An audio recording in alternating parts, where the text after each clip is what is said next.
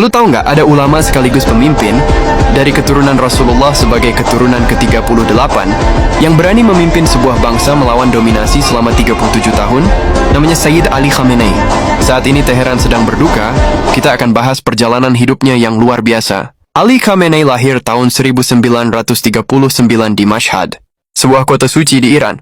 Dia bukan anak pejabat. Ayahnya adalah seorang ulama sederhana yang hidupnya sangat zuhud. Sejak kecil, Ali sudah terbiasa dengan aroma buku dan diskusi agama.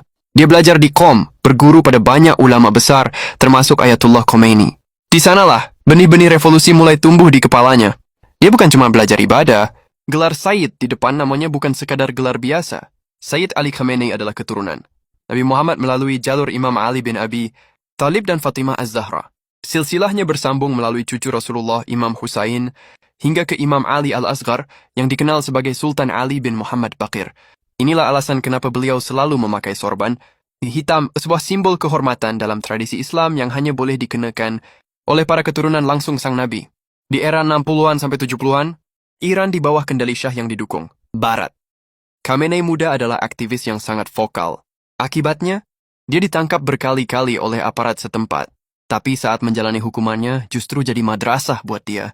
Di dalam sel, dia justru menghafal Al-Quran dan menulis banyak pemikiran tentang kemandirian Islam. Tahun 1979 revolusi pecah, dan Khamenei jadi salah satu pilar utama negara baru itu. Tahun 1981. Sebuah kejadian terjadi saat dia sedang berpidato di masjid. Khamenei selamat, tapi dia harus kehilangan fungsi tangan kanannya selamanya. Inilah alasan kenapa di setiap videonya, dia selalu menggunakan tangan kiri atau menyembunyikan tangan kanannya di balik jubah. Bagi rakyatnya, tangan itu adalah simbol kesetiaan yang tak terbeli. Pas Ayatullah Khomeini wafat tahun 1989, dunia ngira Iran bakal dalam kondisi buruk. Tapi majelis ulama justru milih Khamenei sebagai supreme leader. Saat itu, dia bahkan belum punya gelar Ayatollah senior, tapi konstitusi diubah demi dia.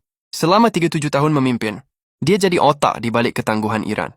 Menghadapi sanksi ekonomi paling berat di dunia, dia berhasil bikin negaranya mandiri di bidang sains dan militer. Tapi di balik sosoknya sebagai panglima, ada sisi lembut yang jarang diketahui. Khamenei adalah pencinta puisi dan sastra klasik. Dia fasih berbahasa Arab dan sering menghabiskan malam untuk berdiskusi dengan para penyair. Gaya hidupnya pun jauh dari mewah. Rumahnya tetap beralaskan karpet tua dan dipenuhi rak buku kusam. Dia membuktikan kalau kekuasaan tertinggi nggak harus berakhir dengan kemewahan istana. Pada 28 Februari 2026, di tengah tensi global yang memuncak, pemerintah Iran resmi mengumumkan wafatnya Ali Khamenei akibat serangan udara gabungan di Teheran. Kepergian sang penjaga revolusi ini meninggalkan duka bagi jutaan pendukungnya.